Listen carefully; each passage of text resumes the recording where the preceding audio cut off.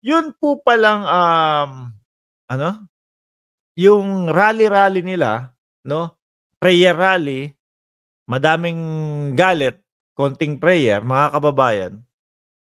'Di ba nung natapos sila, papunta palang Malacanang dapat yun. Susugod pala dapat sa Malacanang, mga kababayan. Sabi ko, "Ha? Susugod kayo?"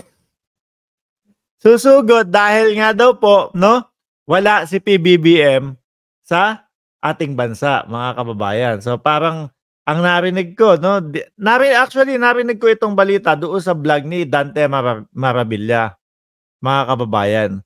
Narinig ko na kumbaga susugod sila 'no, hangga't wala yung presidente natin. Kumbaga nandun sa, Czech Republic, oh. Eh, nakakahiya naman po kung gano'n ang gagawin nila tapos wala ding mangyayari dahil mga bossing iilan lang po sila dun. Wag nilang ipamukha sa taong bayan na yung prayer rally na yun, eh, napakalakas, eh, na mukhang makakapagpabagsak ng ano, gobyerno ng Pilipinas. Kasi gano'n po yung pinapalabas nila, eh. Pinamumukha nila na, "Naku, nakita mo ba yung 7 o 8 araw na prayer rally na yun? Oh, mapapababa ang presidente dun, papalitan ni Inday Sara Duterte." Eh, pinigilan lang daw sila. Ako po, naniniwala po ako, mga kababayan, na yung dami nila dun, oh, sabihin na nating madami, 'no? Pero yung dami o bilang nila dun, mga boss, naku, siguro po pati barangay kung sabihin na natin barangay kapitan barangay kapitan yung gusto nilang pababain, eh, imposible po nilang mapababa yung barangay kapitan sa dami nila dun. 'No, wag nga kami. Galing mo! Wag nga kami, 'di ba? So gano'n pala. At base po sa pagkakaintindi ko, mga kababayan, na kapagka hindi pumanig, 'no, yung mga magiging resulta, yung mga magiging judge, 'no, kay Pastor Kibuloy, eh, gano'n ang gagawin nila.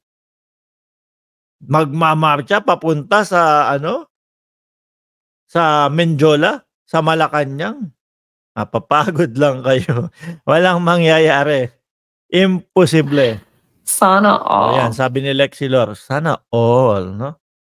Wala pong mangyayari, mga kababayan. At hindi naman po puwedeng gano'n, 'no? Although alam namin kayong mabibigat na mga supporter ni Pastor Kibuloy, biruin mo senador, nandun din si Inday Sara Duterte, nakakadismaya po, mga kababayan, dahil, kailangan gumit na sila dito, eh. Kaso ang mga pinamumukha nila, kaibigan kaibigan ko si pastor, naniniwala ako hindi yan gagawin ni pastor, ano? Eh, kaibigan ko yang basta yun po yung mga nagiging ano nila, yun po yung mga nagiging, dahilan nila kung bakit po sila nandoon. Kailangan nasa gitna po sila, mga kababayan, lalong-lalo na po, 'no? Lalong-lalo na po eto may mga nagsasabi na sila ay naargabyado. Pangit naman po na mismong vice presidente natin, yung mga senador natin, sila yung mismong naglo-lawyer kay Pastor Kibuloy. Eh, paano naman po yung tao na nagsasabing sila ay namolestya, sila ay ginawan ng masama, paano naman po yun? 'Di po ba, mga kababayan? Tapos kamukat-mukat mo, eh, kapagka pala hindi panig sa kanila yung mga magiging,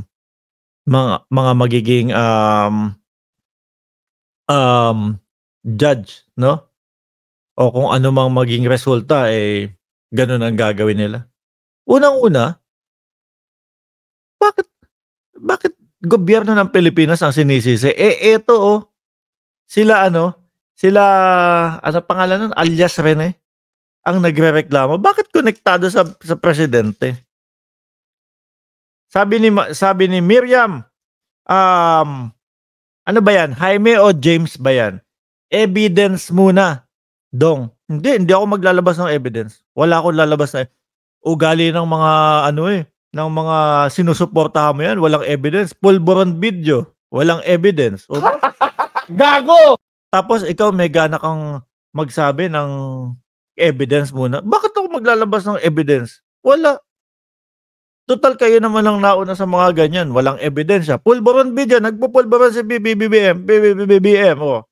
Sasabihin natin, nasan ebidensya? Sa January 1. Dumating yung January 1, walang ebidensya. Oh, sila naman, ilalabas yan kasi may tamang panahon. Gago! Diyos ko po. Tapos dito magsasabi ka ng kakapalan ng mukha mo na evidence muna, hahanapan mo kami ng ebidensya. Samantalang yung side nyo ang laging walang ebidensya. Oh, sabi ni dating Pangulong Duterte, ang Pangulo ay nasa narco list. Oh, no? Nasa listahan daw po ng mga ng mga narco, nasa listahan daw po ng PIDEA. O mismong PIDEA ang nagpasinungaling. Alam niyo po ang sagot nitong mga to? Paano sasabihin ng yan? Paano sasabihin ng PIDEA yan? Boss nila si PBBM. Sana all. Lahat na lang po, no? Kapag ka hindi po tumutugma doon sa gusto nilang maging sagot, mga kababayan, pati yung isang buong ahensya magiging masama para sa kanila, no? Pati yung PIDEA, bakit ilalabas ng PIDEA? Boss nila si PBBM. Oh. mga ano kasi, mga ayun, mga followers ni Maharlika, mga followers ng mga kesyo daw, sabi, nakalimutan ko yung ginamit nilang term yung pagpunta ng mga banateros dun sa sa Glory Mountain. Gago!